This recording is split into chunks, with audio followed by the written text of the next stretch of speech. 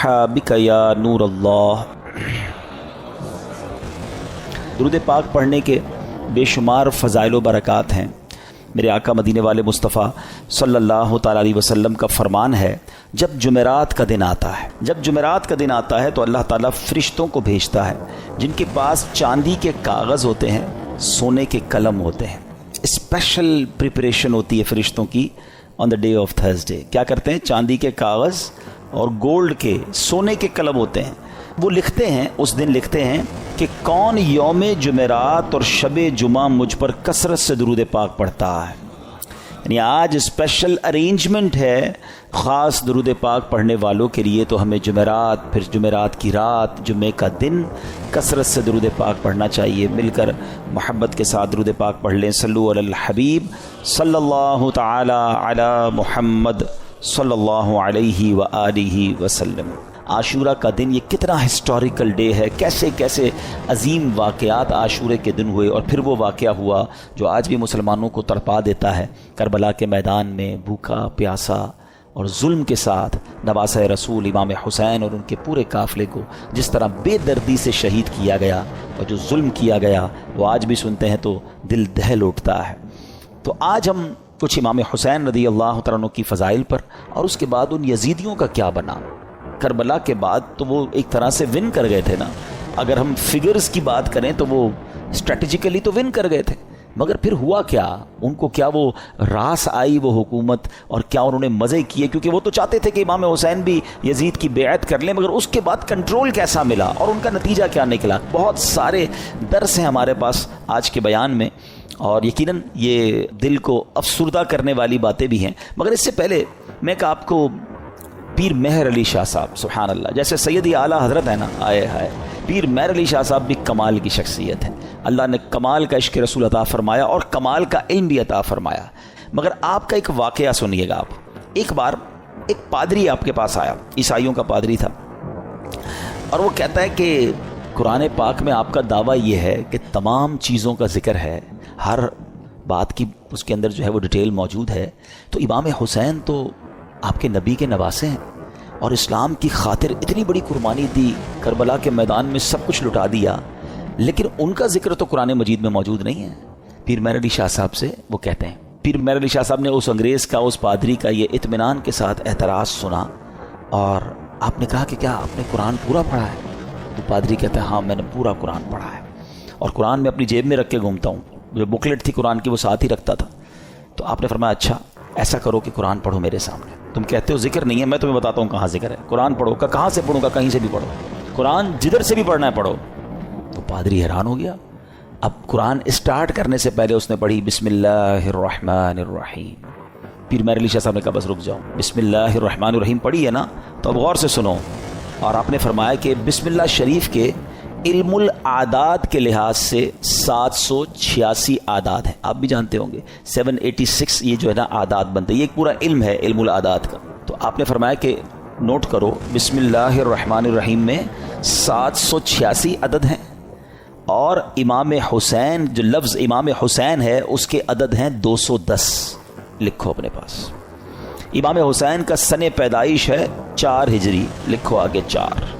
आपका सने शहादत 61 हिजरी है, लिखो आगे 61। लफ्ज़ करबो बला के जो अदद बनते हैं वो बनते हैं 261, लिखो 261। इमाम हसन के अदद बनते हैं 200। इमाम हसन का शहादत जो सन है वो है 50 हिजरी। अब इन सब को टोटल करो, जब उसने टोटल किया तो उसका रिज़ल्ट भी 786 आता है। हमारे उलमा का इल्म देखो। अब उस पादरी के सामने आप फरमाते हैं अभी तो एक ही आयत पड़ी है, इसमें इमाम हुसैन का नाम भी मौजूद है, इनकी पैदाइश का सन का जिक्र भी मौजूद है, इमाम हुसैन की साले शहादत का जिक्र भी मौजूद है, इमाम हुसैन के भाईजान इमाम हसन का नाम भी मौजूद है। इस आयत से पता चल गया कि ये दोनों भाई भी हैं। आगे चलोगे तो कुरान में और भी इस तरह के वाक़यात मिल जाएंगे। अल्लाह अकबर। जब पादरी ने बिस्मिल्लाहिर्रहमानिर्रहीम की तफसीर का ये अंदाज़ पीर मेहर अली शाह साहब से सुना तो उसका दिल नूरे ईमान से जगमगाया, वो कलमा पढ़कर मुसलमान हो गया। यहाँ पर इल्म कुरान और उलमाए किराम को अल्लाह पाक ने कैसा मकाम दिया हुआ था ये भी हमें सीखने को मिलता है। और सुभान अल्लाह, फिर निगाहे वली में वो तासीर देखी, بدلتی ہزاروں کی تقدیر دیکھی. اچھا پھر آگے یہاں پر یہ بھی یاد رہے یہ تو ایک علم العادات کے ذریعے جواب تھا، ورنہ بسم اللہ شریف کے اندر کیا کچھ موجود ہے. مولا علی شیر خدا کرم اللہ تعالی وجہ الکریم، آپ پتہ کیا ہیں، آپ باب صلی علی کہلاتے ہیں. ہم نے منقبت میں سنا نا، وہی جن کو باب صلی علی کہیں. باب صلی علی کا مطلب کیا ہے؟ آقا فرماتے ہیں، حدیث پاک کا مضمون ہے، میں علم کا شہر ہوں اور علی اس کا دروازہ ہے، یعنی باب ہے اس شہر کے. تو آپ فرماتے ہیں کہ اگر میں چاہوں تو بسم اللہ کی تفسیر سے 70 اونٹ بھر دوں.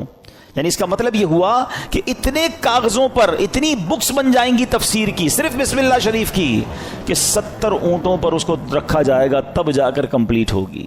تو یہ ہے قرآن اور یہ ہے علم القرآن جو ہمارے اسلاف کو معلوم تھا.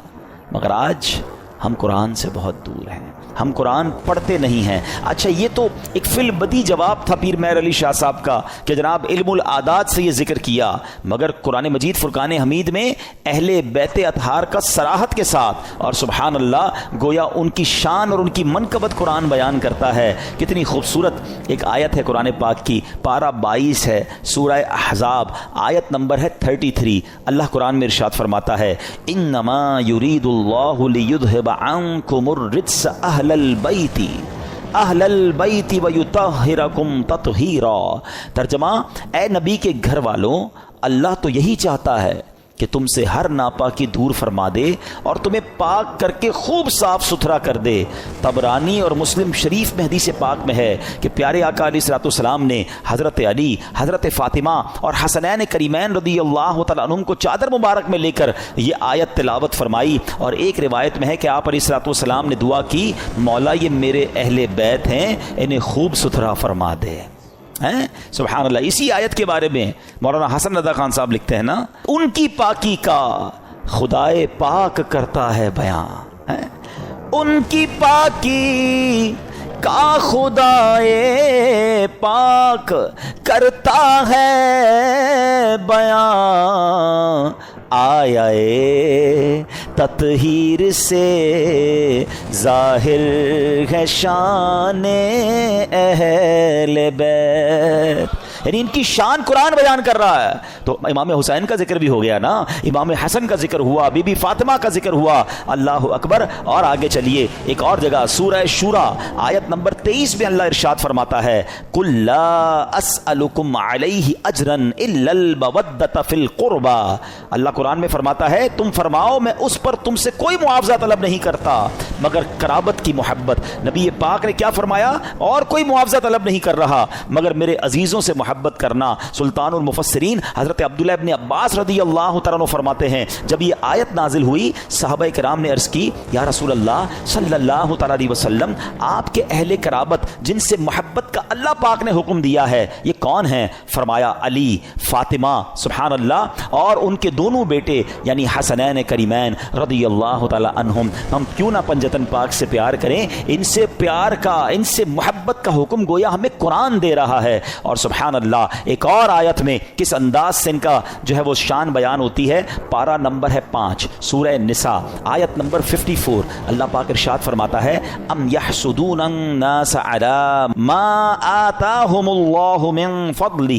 ترجمہ، بلکہ یہ لوگوں سے اس چیز پر حسد کرتے ہیں جو اللہ نے انہیں اپنے فضل سے عطا فرمائی ہے. حضرت امام باقر رضی اللہ تعالیٰ عنہ فرماتے ہیں، اس آیت کریمہ میں بیان کیے گئے وہ لوگ جنہیں اللہ پاک نے اپنا فضل عطا کیا اور جن سے کافر و منافق حسد کرتے ہیں، خدا کی قسم یہ ہم اہل بیت ہیں. خود امام باقر نے گویا اس کی تفسیر کی کہ جن کے بارے میں یہ ذکر ہو رہا ہے یہ ہم اہل بیت ہیں. سبحان اللہ، یہ مقام ہے اہل بیت کا. ایک جگہ نبی پاک علیہ الصلوۃ والسلام کیا خوب فرماتے ہیں، حدیث کا مضمون ہے کہ میری اہل بیت میری امت کے لیے کشتی نوح کی مانند ہے، جو اس میں سوار ہو جائے گا وہ پار لگ جائے گا. اچھا یہ کس کے لیے کہا؟ اہل بیت کے لیے. اب ذرا توجہ کیجیے گا اعلیٰ حضرت کا کس طرح حدیثوں پر یوں سمجھیے کہ عبور تھا اور کیا انداز تھا، اور آپ کو سمجھ آ جائے گی بات کہ اہل بیت کو کیا کہا؟ کشتی کہا. ایک جگہ نبی پاک کی حدیث ہے، اصحابی کالنجوم فبأیہم اقتدیتم اہتدیتم. آقا فرماتے میرے صحابہ ستاروں کی مانند ہیں، ان میں سے جس کی بھی پیروی کرو گے تم کامیاب ہو جاؤ گے، ہدایت پا جاؤ گے. اب ذرا میرے ساتھ رہیے گا. صحابہ کو کیا کہا؟ ستارے، سٹارز. کیا کہا؟ ستارے. اور اہل بیت کو کیا کہا؟ کشتی. ہیں اچھا، اب دونوں سے ہمیں تو محبت کرنی ہے، دونوں کا پیار دل میں ہونا یہ ایمان کے لیے ضروری ہے. انفارچونیٹلی آج ایسا دور آ گیا ہے کہ کچھ لوگ صرف صحابہ کی بات کرتے ہیں، اہل بیت کی بات نہیں کرتے. کچھ صرف اہل بیت کی بات کرتے ہیں، صحابہ کی بات نہیں کرتے. ہمیں اللہ نے کیسا پیارا عقیدہ دیا، کتنا خوبصورت ایمان دیا کہ صحابہ سے بھی ہمیں پیار ہے، اہل بیت سے بھی ہمیں پیار ہے. اچھا، پھر سیدی اعلیٰ حضرت نے ان دونوں حدیثوں کو کس طرح ایک شعر میں پرو دیا، جو میں پہلے بیان میں سٹارٹ میں کہہ رہا تھا نا کہ اعلیٰ حضرت کو پڑھو تو سمجھ آئے گا وہ کیا ہستی ہیں، کیا مقام ہے، علم کیسا تھا. سیدی اعلیٰ حضرت کہتے ہیں اہل سنت، ہم اہل سنت والے ہیں نا، سب سے پیار ہے نا، صحابہ سے بھی اہل بیت سے بھی. سنو، اہل سنت کا ہے بیڑا پار، اصحاب حضور نجم ہیں اور ناؤ ہے عطرت رسول اللہ کی. کہتے ہیں اہل سنت والوں کا تو بیڑا پار ہی لگنا ہے. اب جو تھوڑا سا اسٹڈی کرتے ہیں کہ یہ جو سمندر پار کرنے کے لیے دو چیزیں بڑی ضروری ہیں، اچھی کشتی اور ستارے. اب تو کمپاس وغیرہ آ گئے، ورنہ پہلے ستاروں سے ہی راستہ تلاش کیا جاتا تھا. تو فرمایا ہمارا تو بیڑا پار ہونا ہے، کشتی جو ہے ہماری جو اہل بیت ہے، اور ستارے جو ہیں وہ ہمارے صحابہ ہیں. دونوں کا پیار دل میں ہے، دونوں کو فالو ہم کر رہے ہیں، انشاءاللہ بیڑا پار لگ جانا ہے. تو یہ ہے اہل بیت. اچھا، اب اہل بیت کو ذرا وسیع طریقے سے ایک براڈ مینٹالٹی کے ساتھ سمجھیے کہ اس میں کون کون شامل ہیں. خاص اہل بیت کا ذکر تو آپ نے سن لیا کہ نبی پاک نے اپنی چادر میں بی بی فاطمہ اور حسنین کریمین کو لیا، ایک جگہ مولا علی کے بارے میں فرمایا گیا. لیکن یعنی اہل بیت میں شامل کس کس کو کیا گیا؟ علماء فرماتے ہیں، اور بھی قرآن پاک کی چونکہ آیات ہیں، تو اہل کا معنی ہے والا اور بیت کا معنی ہے گھر. یعنی اہل بیت کا مطلب ہوا گھر والا.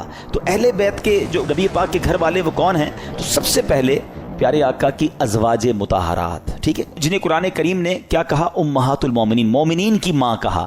تو یہ پیارے آقا کے اہل بیت میں ہیں. پھر پیارے آقا علیہ الصلوۃ والسلام کی تمام اولاد پاک، آپ کے تمام شہزادے، چاروں شہزادیاں اور ان شہزادیوں کی اولاد، ان سب کو اہل بیت کہا جاتا ہے. سبحان اللہ. اور پھر بی بی عائشہ صدیقہ رضی اللہ تعالیٰ عنہ کا مرتبہ یہ ہے. اہل بیت میں تو ساری ازواج مطہرات ہیں، کیونکہ مولانا حسن رضا خان صاحب کی منقبت چل رہی تھی. تو آپ جب نبی پاک علیہ الصلوۃ والسلام کے ساتھ کمرے میں ہوتی اور جبریل امین جب وحی لے کر آتے نا، تو حجرہ عائشہ میں داخل ہونے سے پہلے اجازت لیا کرتے کہ حضور کیا میں اندر آ سکتا ہوں؟ Look at the status of that particular house. حجرہ عائشہ. اچھا، حجرہ عائشہ کون سا ہے پتہ ہے آپ کو؟ آج جو ہم سنہری جالیوں پہ حاضری دیتے ہیں نا، جو نبی پاک آج جہاں جلوہ فرما ہے، یہ وہی گھر تھا، یہ وہی کمرہ تھا، یہ وہی حجرہ عائشہ تھا جو آج روضہ رسول بنا ہوا ہے. مولانا حسن کیا لکھتے ہیں؟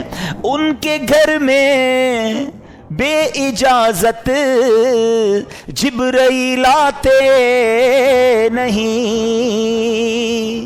ان کے گھر میں بے اجازت جبرائیل آتے نہیں، قدر والے جانتے ہیں قدر و شان اہل بیت. تو بہرحال اہل بیت کی کیا بات ہے، سبحان اللہ. یہ گھرانہ میرے حضور کا ہے. اور پھر اسی گھرانے کے چشم و چراغ امام حسین رضی اللہ تعالیٰ عنہ نے جو قربانی کی داستان رقم کی، سبحان اللہ، نانا کے دین کے پرچم کو اپنا سر کٹا کر بلند کر دیا. امام حسین ایسی باکرامت شخصیت ہیں کہ آپ کی جو ولادت ہے نا، آپ کی جو برتھ ہے، وہ برتھ بھی کرامت ہے.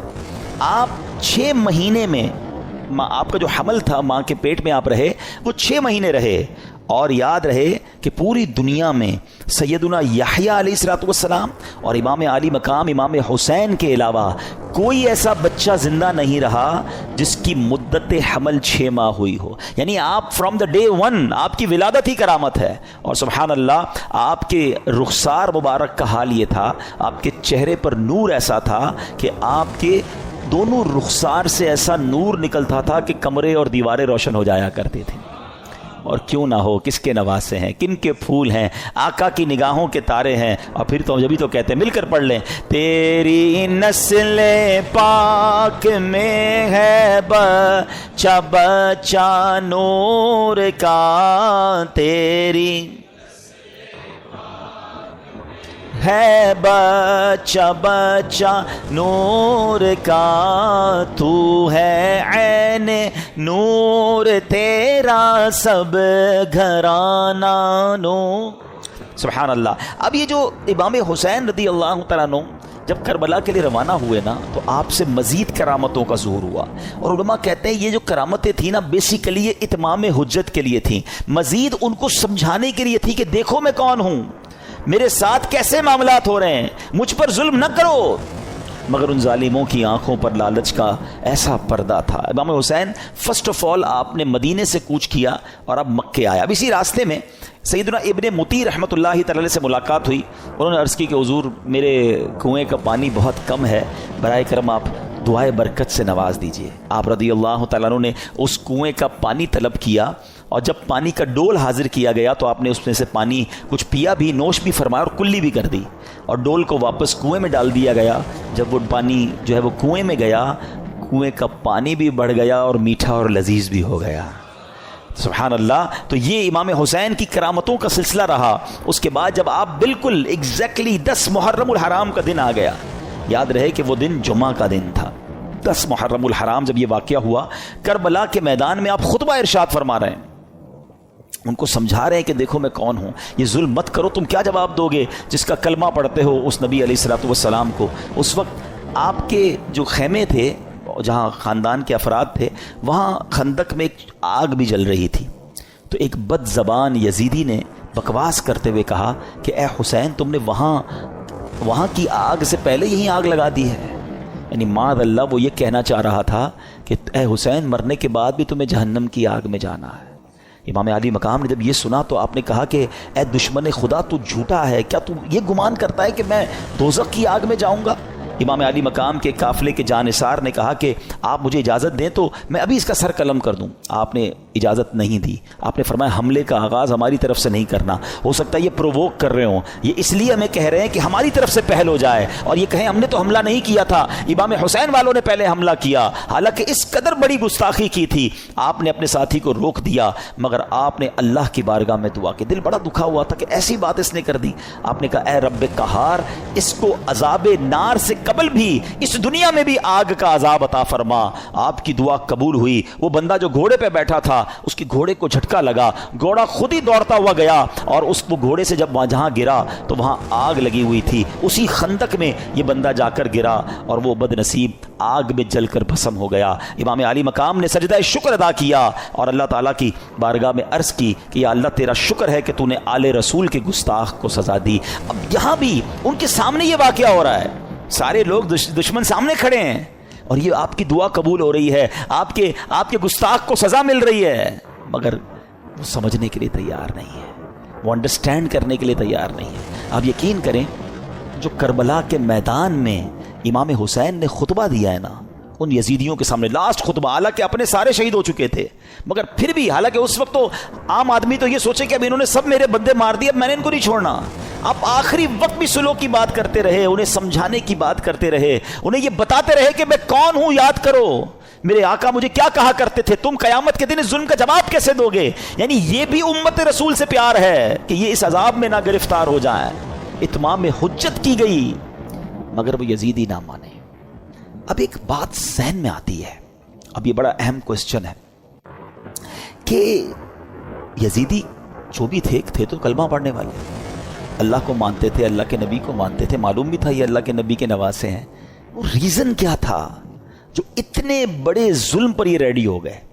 یہ ریزن پکڑنا بہت ضروری ہے اور یہ ہم سب کو آج سیکھ کر جانا ہے. یعنی کوئی بھی محفوظ نہیں ہے. میں آپ کو تھوڑا سا آج کل کے زمانے کا ایک دو انسیڈنٹ بتا دیتا ہوں تاکہ آپ کو اندازہ ہو جائے. ہم لوگ سمجھ رہے ہوتے ہیں یار یہ یزیدیوں نے اتنا بڑا کام کر دیا، ہم تو کبھی بھی کوئی ایسی غلط حرکت نہیں کر سکتے. کوئی اپنے آپ کو محفوظ نہ سمجھے.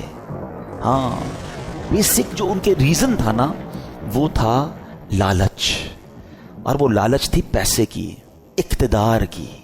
جب یہ لالچ طاری ہوتی ہے نا انسان پہ، پہلے تھوڑا سا سمجھیے گا. آپ کو لگتا ہے یار مجھ پہ کچھ بھی ہو جائے میں ایسا ظلم تھوڑی کر سکتا ہوں، کتنا بھی پیسہ مجھے کوئی دے دے میں جان دے دوں گا، کبھی کسی کو قتل نہیں کروں گا. نواسہ رسول تو بہت دور کی بات ہے. یہ بولنا اور ہے، لیکن ایک وقت آتا ہے جب انسان کے دل پر شیطان کا قبضہ ہو جاتا ہے. آپ پڑھتے ہیں خبریں 5 سال کے بچے اور 4 سال کی بچی کے ساتھ جو واقعات ہو رہے ہیں، کیا کوئی خوشی سے کرتا ہے یہ کام؟ ذرا سوچئے، جب وہ یہ کام کر جاتا ہوگا اس کے بعد خود اس کو کتنی ندامت ہوتی ہوگی، یہ میں نے کیا کر دیا. پھر اسی وجہ سے بچنے کے لیے اس بچی کو قتل بھی کر دیا جاتا ہے. یعنی یہ واقعات ہم سنتے ہیں تو ہماری عقل حیران ہو جاتی ہے کہ یہ انسان تھا یا درندہ تھا. میں آپ سے یزیدیوں کی تو بات نہیں کر رہا، آپ کے وطن میں رہنے والوں کی بات کر رہا ہوں. اس کا مطلب کیا ہوا؟ ایٹ دیٹ ٹائم جب وہ یہ عمل کر رہا تھا اس کا دل شیطان کی مٹھی میں تھا، اس کو ہوس نے اندھا کر دیا تھا.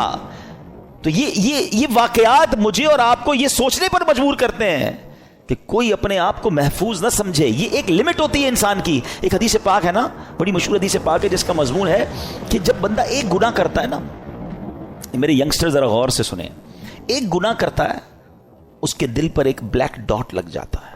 گناہ کرتا رہتا ہے پھر دل پورا سیاہ ہو جاتا ہے.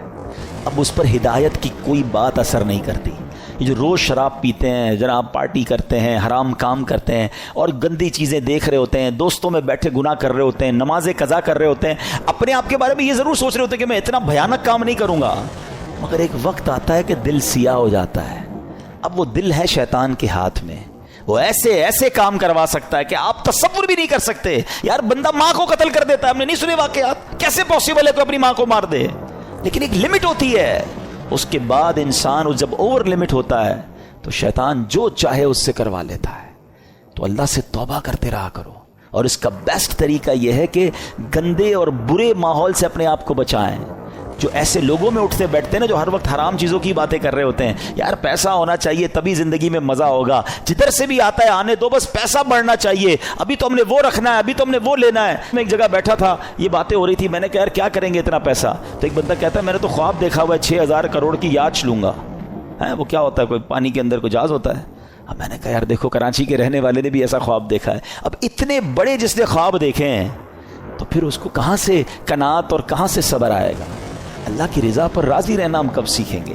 تو بہرحال میرے پیارے اسلامی بھائیوں، سوچو اس بات کے، یہ کیسے، اس ریزن کو پکڑیے. یزیدیوں کے ایسا کیا ہو گیا تھا کہ یہ اندھے ہو گئے تھے؟ آج بھی بندہ اندھا ہوتا ہے. ہاں، ظلم کرنے والے نہیں دیکھے آپ نے؟ بندوں کو ڈرل کرتے ہیں، ہاتھ پیر کاٹتے ہیں، قتل کر دیتے ہیں، پیسے چاہیے قتل کرنے کے لیے، تو وہ کیسے تیار ہو جاتے ہیں؟ ان کا دل سیاہ ہو گیا. اب ان سے کچھ بھی کروا لو. یہ شراب ہے نا، اس کو ام الخبائث کہا گیا، برائیوں کی ماں. یہ وہ چیز ہے کہ اس کا جو عادی ہو جائے، اب شراب کے علاوہ بھی عجیب نشے آ گئے، نشے میں گرفتار جو ہوا نا، اب اس کو ماں بہن کی بھی تمیز نہیں ہے، اس کو کسی کی بھی تمیز نہیں ہے. وہ کر جائے گا جو کوئی سوچ ہی نہیں سکتا، اور اس کے بعد وہ خود بھی شرمندہ ہوگا کہ یہ میں نے کیا کیا، نشے میں تھا. تو یہ وہی بات ہے کہ بندہ جب برائی کی طرف جاتا ہے تو ایک کے بعد دوسری، دوسری کے بعد تیسری، تیسری کے بعد چوتھی. یہ غور کیجیے، یہ بات ہمیں یہ سمجھنی ہوگی کہ ہمیں اپنے آپ کو گناہوں سے بچانا ہے، ورنہ یزیدی راستے پر چلنے میں دیر نہیں لگتی جس کو پیسے کی لالچ نے گھیرا ہوا ہے. اچھا ایک اور عجیب بات بتاؤں میں آپ کو، ہم دل کو عربی میں کیا کہتے ہیں؟ قلب. کیا کہتے ہیں؟ امراض قلب لکھا ہوتا ہے، قلب موٹے کاف سے. اس کا مطلب کیا ہے؟ میننگ آف قلب، منقلب ہونے والا، بدلنے والا. یہ جو دل ہے نا، یہ بدلتا رہتا ہے. اب میں آپ کو کچھ ایگزامپلز دیتا ہوں، آپ کو سمجھ آئے گی میری بات. کبھی کبھی ہمارے دل پر ایسا خوف طاری ہو جاتا ہے اللہ کا، آنسو بہتے ہیں، بندہ کہتا ہے یار بس اب کوئی گناہ نہیں کروں گا. یہی دل ہے، یہی ہم ہیں. کبھی کبھی اسی دل پر گناہ کرنے کا اتنا جنون سوار ہو جاتا ہے کہ بندہ کہ کچھ بھی ہو جائے میں نے یہ گناہ کرنا ہے. ارے تھوڑے دنوں پہلے تو رو رہا تھا.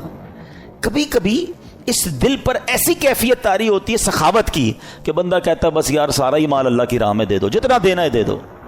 کبھی کبھی اسی دل پر ایسی بخل طاری ہوتا ہے، بندہ کہتا ہے 1 روپیہ خرچ نہیں کروں گا. ارے کبھی کبھی یہ دل اتنا رحم دل ہو جاتا ہے کہ بندہ بچے کے ساتھ بھی بیٹھ کے نرمی سے بات کر رہا ہوتا ہے، پیار کر رہا ہوتا ہے. اور کبھی کبھی یہ دل اتنا سخت ہو جاتا ہے کہ بندہ کسی پر رحم کرنے کے لیے تیار نہیں ہوتا. یہ ساری کیفیتوں میں ہم گزرتے ہیں. ہاں ہم سب گزر رہے ہوتے ہیں. کبھی عشق رسول کی کیفیت ہوتی ہے، کبھی یاد مدینہ کی کیفیت ہوتی ہے، اور کبھی برے برے خیالات آ رہے ہوتے ہیں. یہ کیا ہے؟ یہ اس کے بارے میں علماء نے لکھا کہ یہ دل جو ہے نا ایسا ہے کہ ریگستان میں ایک پتا پڑا ہوا ہے، ہوا جدھر آئے ادھر پتا اڑ جاتا ہے، دل اسی طرح بدلتا رہتا ہے. اور اب اس کنسیکوینس کو ذہن میں رکھ کے اب میرے آقا کی دعا سنو. اللہ کے حبیب دعا کرتے ہیں، یا مقلب القلوب ثبت قلبی علی دینک. اس دعا کا مطلب ہے پتہ ہے؟ دعا کرنے والا کون ہے؟ کونین کے والی اللہ کے حبیب علیہ الصلوۃ والسلام، جن کے صدقے مجھے اور آپ کو ایمان ملا، وہ دعا کر رہے ہیں، اے دلوں کو پھیرنے والے، میرے دل کو اپنے دین پر ثابت قدمی عطا فرما. کیونکہ یہی دل بدلتا ہے تو بندہ کافر ہو جاتا ہے، مرتد ہو جاتا ہے، کسی غلط عقیدے میں چلا جاتا ہے، کسی اور کے خیالات سمجھ آنے لگ جاتے ہیں، کیونکہ دل بدلتا رہتا ہے. تو دل کو اس طرح بے پرواہ نہ چھوڑ دو، اس کی بھی حفاظت کرنی ہے، اور اس کو بھی اسٹیڈ فاسٹ صحیح راستے پر رکھنا میری اور آپ کی ذمہ داری ہے. دعائیں کریں، اپنے دل کے لیے دعائیں کریں، اور پھر ایسے ماحول میں رہیں. تو جو لوگ کہتے ہیں نا یار میں سب کی سنتا ہوں، کیا کریں، انٹرنیٹ آ گیا ہے، ہر بندے کی سننی ہے، دیکھوں تو صحیح مسلمانوں پر اعتراض کیا کرتے ہیں کافر، ذرا یہ سنوں، عیسائی کیا کہتے ہیں، ہندو کیا کہتے ہیں، کرسچن، اب یہ سب چیزیں سننی ہے. انٹرنیٹ کا زمانہ ہے، پتہ نہیں کس کی کون سی دلیل دل میں بیٹھ جائے اور بندہ سوچتا رہے یار اللہ تعالیٰ ہے بھی کہ نہیں، کیونکہ وسوسہ شیطان نے ڈال دیا، اور اب وہ وسوسوں کا شکار ہے. اب وہ نبی پاک کے بارے میں وسوسے میں ہے، وہ آخرت کے بارے میں وسوسے میں. کہاں کس نے تھا وہ باتیں سننے کے لیے؟ تم نے خود اپنے دل کو ادھر لگایا. کچھ لوگ بد عقیدہ کو سنتے ہیں، یار دیکھو تو صحیح ہمارے عقیدے کے بارے میں کیا اعتراض کر رہے ہیں. تم کوئی عالم ہو، مفتی ہو، کتنی اسٹڈی ہے تمہارے پاس، کیوں سنتے ہو وہ باتیں؟ خدا را بات سمجھو میری.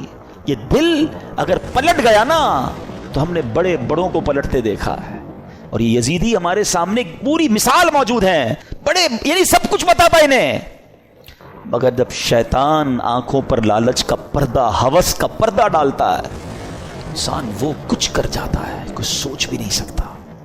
بلم بن باورا یاد ہے آپ کو؟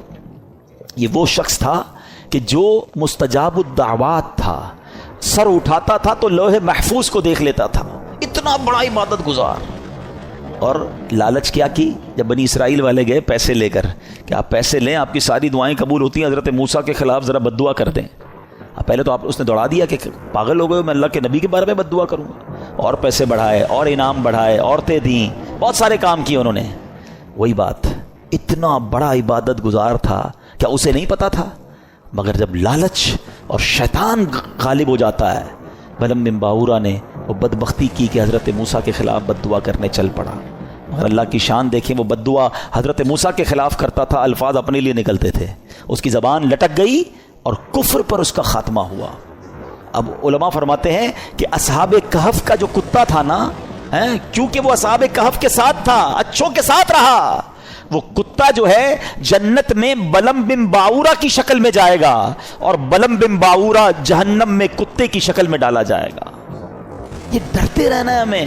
یہ واقعہ سننا اپنی جگہ ہے، مگر یہ جو ظلم کیا گیا نا، ریزن کیا تھا؟ پیسے تھے، لالچ تھی، اقتدار تھا. اس سے سمجھ ہی آئی بات کہ لالچ، ہوس، اور جب بندہ شیطان کا پیروکار بن جاتا ہے پھر اس سے کچھ بھی متوقع ہے. آپ کبھی یہ نہ سوچیں کہ میں یہ گناہ نہیں کر سکتا. یہ سمجھ لیں اپنے لیے زوال کا آپ نے شروع کر دیا. جو اپنے آپ کو محفوظ سمجھتا ہے نا کہ یار بس میں نہیں، میں بڑا پکا ہوں، کوئی پکا نہیں ہے بھائی. جب اللہ کے نبی دعا کر رہے ہیں تو میں اور آپ کون ہیں؟ ہمارے صحابہ لرزتے تھے، روتے تھے، اللہ سے دعا کرتے تھے ایمان کی حفاظت کے لیے. پیران پیر سیدی غوث اعظم رضی اللہ تعالیٰ عنہ کہتے ہیں، لوگ کہتے ہیں آج عید کا دن ہے، عید کا دن ہے. عبد القادر کے لیے عید کا دن وہ ہوگا جب وہ اپنا ایمان سلامت لے کر قبر میں جائے گا. غوث پاک ہیں، ولیوں کے سردار، کہتے ہیں ایمان بچا کر قبر میں جانا یہ بہت مشکل ہے، آج کے دور میں تو اور مشکل ہے. سیدی اعلیٰ حضرت نے 100 سال پہلے ایک بات کر دی تھی کہ سونا جنگل، رات اندھیری، چھائی بدلی کالی ہے، سونے والو جاگتے رہیو، چوروں کی رکھوالی ہے. ادھر چور گھوم رہے ایمان کے، کہتے ہیں آنکھ سے کاجل صاف چرا لیں، یا وہ چور بلا کے ہیں، تیری گٹھڑی تاکی ہے اور تو نے نیند نکالی ہے. تم سو رہے ہو، مزے کر رہے ہو، فکر ہی نہیں ایمان کی. ایمان کی فکر کرو، اعمال کی فکر کرو. اچھی صحبت بہت ضروری ہے. آج بھی یزیدی ٹولہ موجود ہے جو لوگوں کے ایمان چھیننے کے لیے اور برائیوں کی طرف مسلمانوں کو لگانے کے لیے تیار ہے. ہمیں ڈھونڈنا ہے آج کے دور میں بھی حسینی لوگوں کو کہ وہ کون ہے جو سچے پنجتن کے غلام ہیں اور ہمیں حسینی طریقے پر چلاتے ہیں اور پکڑ پکڑ کر ہمیں گناہوں سے بچاتے ہیں. ہمیں اللہ کی اس نعمت پر اللہ کا شکر ادا کرنا چاہیے جو دعوت اسلامی کی صورت میں ہمیں یہ ماحول ملا ہوا ہے. اللہ اس ماحول پر ہم سب کو استقامت عطا فرمائے. اب میں آپ کو بتاتا ہوں ان ظالموں نے کرنا تھا جو کر لیا. ہوا کیا؟ کتنے پیسے مل گئے، کتنے مزے کر سکے، انجام کیا ہوا؟ یاد رہے کہ جس بدبخت خولی بن یزید نے امام حسین کا سر انور تن سے جدا کیا تھا نا، سر سے کاٹا تھا معاذ اللہ، چند ہی برس کے بعد اس کا کیا انجام ہوا کہ مختار ثقفی، اب اس کے بارے میں آگے جا کے بتاتا ہوں، اس شخص نے قاتلین امام حسین کے لیے ایک آرڈر نافذ کیا اور کہا کہ کربلا کے میدان میں جو بھی یزیدی لشکر میں تھا وہ جہاں پایا جائے اسے مار ڈالا جائے۔ یہ حکم سن کر کوفہ کے جفا شعار سورما بصرہ بھاگنا شروع ہوئے۔ مختار کے لشکر نے ان کا تعاقب کیا، جدھر جو ملا اس کو کاٹ ڈالا، اس کو مار ڈالا۔ خولی بن یزید وہ خبیث تھا جس نے امام علی مقام کے سر انور کو تن سے جدا کیا تھا، یہ بھی گرفتار ہوا، مختار کے پاس لایا گیا۔ مختار نے آرڈر کیا دیا، دونوں ہاتھ دونوں پیر پہلے کاٹے جائیں، پھر سولی پر چڑھایا جائے اور پھر آگ میں جھونک دیا جائے۔ اس طرح لشکر ابن سعد کے تمام کو شریروں کو بڑے جس کو کہیں کہ صحیح طریقے سے ہلاک کیا گیا۔ 6000 کوفی جو امام علی مقام کے قتل میں شریک تھے ان کو طرح طرح کے عذابوں کے ذریعے ہلاک کیا گیا۔ کیا منقبت کا ایک اشعار ذرا سنیں، دل دہلا دیتے کہ ان کا ہوا کیا حشر۔ آپ فرماتے ہیں اے تشنگان خون جوانان اہل بیت، دیکھا کہ تم کو ظلم کی کیسی سزا ملی، رسوائے خلق ہو گئے، برباد ہو گئے، مردود و تم کو ذلت ہر دو سرا ملی، دنیا پرستو دین سے منہ موڑ کر تمہیں دنیا ملی نہ عیش و طرب کی ہوا ملی، تم نے اجاڑا حضرت زہرا کا بوستان، تم نے اجاڑا حضرت زہرا کا بوستان، تم خود اجڑ گئے تمہیں یہ بد دعا ملی، آخر دکھایا رنگ شہیدوں کے خون نے، سر کٹ گئے امانہ تمہیں ایک ذرا ملی۔ اور ذرا مقطع سنو، کہتے ہیں پائی ہے کیا نعیم انہوں نے ابھی سزا، ابھی سزا تو ملی نہیں ہے، پائی ہے کیا نعیم ابھی انہوں نے سزا، دیکھیں گے وہ جہیم میں جس دن سزا ملی، ابھی تو انہیں آخرت کا عذاب ملنا باقی ہے۔ اچھا، اب خولی بن یزید کا یہ حال ہوا۔ ایک حدیث پاک سن لیں، ہم لالچ پر بات کر رہے تھے نا، لالچ کتنی بری چیز ہے۔ اللہ کے حبیب علیہ الصلوۃ والسلام فرماتے ہیں، ترمذی کی حدیث، 2 بھوکے بھیڑیے بکریوں میں چھوڑ دیے جائیں وہ اتنا نقصان نہیں پہنچاتے جتنا کہ مال مرتبے کا لالچ انسان کے دین کو نقصان پہنچاتا ہے۔ بھیڑیے جا کر بکریوں کو تو چیڑ پھاڑ کر دیں گے نا، فرمایا اس سے زیادہ دین کو نقصان انسان کو جب لالچ مال کی یا مرتبے کی ہوتی ہے نا، وہ اس کے دین کا بیڑا غرق کر دیتی ہے۔ یہ سوچنے کی بات ہے۔ اچھا، اب یزید کا کیا ہوا؟ اچھا، یزید نے اتنا بڑا ظلم کیا، اتنا بڑا اسٹیج سجایا، کسی طرح اقتدار مل جائے۔ اقتدار ملا کتنا؟ یزید جو ہے اقتدار میں 3 برس 6 ماہ رہ سکا، بس 3.5 سال اسے اقتدار ملا، اور پھر 39 سال کی عمر میں مر گیا، 39 ایئرز کی ایج میں۔ کیا عمر ہوتی ہے یہ؟ لیکن بڑی بری عادتیں تھیں، شراب کا عادی تھا، بدکاری کا عادی تھا۔ ایک رومی لڑکی سے اس کو عشق ہو گیا، اس لڑکی نے اس کو جنگل میں بلایا، بیابان میں بلایا، اور جب خوب شراب کے نشے میں دھت ہو گیا تو اس کو خنجر کے وار کر کے یہ کہہ کر ہلاک کیا کہ تو بدبخت اپنے نبی کے نواسے سے وفاداری نہ کر سکا، مجھ سے کیا وفاداری کرے گا۔ اس کو مار کر وہ لڑکی چلی گئی، کئی دنوں تک کسی کو پتہ ہی نہ چلا، چیل کوے اس کی لاش کو نوچتے رہے۔ اس کے ساتھی ڈھونڈنے نکلے کہ یزید گیا کدھر، بیابان میں اس کی سڑی ہوئی لاش ملی، کھڈا کھود کر اس کو دفنا دیا گیا۔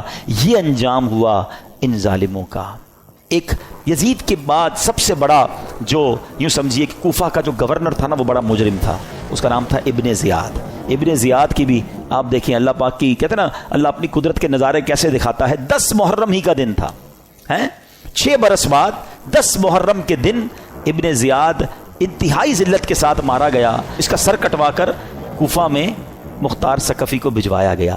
یہ وہی محل تھا جہاں امام حسین کے سر انور کو لایا گیا تھا۔ ٹھیک 6 سال بعد ابن زیاد کے سر کو لایا گیا۔ اب اس کا جب سر رکھا گیا تو ایک بڑا سا سانپ آیا اور اس کے سر کے اندر داخل ہو گیا۔ پورے محل کے لوگ ڈر گئے، کبھی آنکھوں میں جاتا، کبھی ناک میں جاتا۔ تو میرے پیارے اسلامی بھائیوں، یہ واقعات ان یزیدیوں کا انجام ہمیں بتاتا ہے کہ ظلم جو ہے نا، وہ زیادہ دیر نہیں چلتا ہے۔ اگر دنیا میں آج بھی کوئی ظلم کر رہا ہے، کسی کا مال دبایا ہوا ہے، کسی کا حق دبایا ہوا ہے، کسی کی زمین پہ قبضہ کیا ہوا ہے، کسی کو ویسے ہی ڈرا رہا ہے، وہ یہ نہ سمجھے کہ یہ پائیدار ہے۔ ظالم کا انجام جو ہے نا، وہ بڑا ہی عبرتناک ہوتا ہے۔ پھر دنیا تماشا دیکھتی ہے، اور مظلوم جو ہے اللہ اسے ترقی دیتا ہے، اللہ اسے عروج دیتا ہے۔ قرآن مجید فرقان حمید میں اللہ کریم نے ظالموں کے بارے میں کیا فرمایا؟ اللہ فرماتا ہے کذالک اخذ ربک اذا اخذ القری وہی ظالمہ، ان اخذہ علیم شدید. اللہ فرماتا ہے اور ایسی پکڑ ہے تیرے رب کی جب بستیوں کو پکڑتا ہے ان کے ظلم پر، بے شک اس کی پکڑ دردناک کر رہی ہے. اللہ جب پکڑتا ہے نا تو پھر اس کی لاٹھی بے آواز ہے. پھر پتہ چلتا ہے ظالموں کو کیسے تتر بتر ہو جاتے ہیں. بڑے بڑے ظلم کرنے والے آئے، ان کا نام لینے والا کوئی نہیں ہے.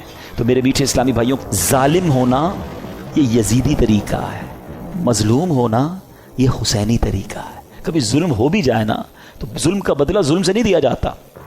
اس نے ہمارے بندے مارے، ہم اس کے بندے مار دیں. آج کل یہی ہو رہا ہے، دشمنیاں چلتی ہیں. ہمارے یہاں نہیں تو کبھی قبائلی علاقوں میں چلے جائیں. ہمارا جب دورہ ہوتا ہے بلوچستان میں اور اندرون سندھ میں تو پتہ چلا وہ خاندانی اور قبائل کی لڑائی چل رہی ہے. انہوں نے ہمارے بندے مارے، اب ہم ان کے ماریں گے. اسی چکر میں زندگیاں گزر گئیں. ختم کریں ان چیزوں کو. ظلم کرنے والا کبھی کامیاب نہیں ہوتا. اللہ مظلوم کے ساتھ ہوتا ہے، مظلوم کی دعا سنی جاتی ہے. تو ہمیں اللہ ہمیشہ ظلم سے محفوظ فرمائے کہ انشاءاللہ ہماری وجہ سے کسی مسلمان کو تکلیف نہیں پہنچے گی. ہم تکلیف سہ لیں گے، صبر کر لیں گے، لیکن کسی کو تکلیف نہیں پہنچائیں گے، کیونکہ امام حسین کے پیچھے پیچھے جنت میں جانا ہے نا انشاءاللہ. اللہ پاک ہمیں کربلا والوں کا فیضان نصیب فرمائے اور ان کی قربانیاں اور ان کی مزارات پر کروڑوں رحمتوں کی بارش نازل فرمائے اور ان کے صدقے ہمیں بھی دین متین کی خاطر قربانی دینے والا بنائے. قربانی دینے کے عادی بنو. چھٹی ہوگی تو اجتماع میں جائیں گے، چھٹی ہوگی تو جناب کوئی نیکی کا کام کریں گے، ورنہ تو کاروبار ہی کرنا ہے. ایسا نہیں، وقت کی قربانی دیں. آپ سے جان کی تو ابھی کوئی قربانی نہیں مانگ رہا، ایٹ لیسٹ وقت کی تو قربانی دیں. مدنی قافلے دعوت اسلامی کے سفر کرتے ہیں، قافلوں میں سفر کریں، دین کے لیے وقت دیں، قرآن پڑھنے کے لیے وقت دیں، علم دین سیکھنے کے لیے وقت دیں، کچھ اچھا بڑا کام دین کا کرنے کے لیے وقت دیں. تو انشاءاللہ یہ وقت کا ایک ایک لمحہ بھی آپ کو کام آئے گا. اللہ پاک ہمیں عمل کرنے کی توفیق دے. میرے اعمال کی اصلاح کرم سے کر دے. السلام علیکم بھائی، کیسے ہو آپ؟ آج ہم نے لگایا سرپال بھائی بھی جانے والی طرف. یہ دیکھو آج آپ کو یہ دکھاتے ہیں ہم. یہ نبیل بھائی ہے، بلی بھائی ہے. بارش بہت تیز آ رہی ہے، آپ کو بارش بھائی جان. یہ دیکھو بھائی میں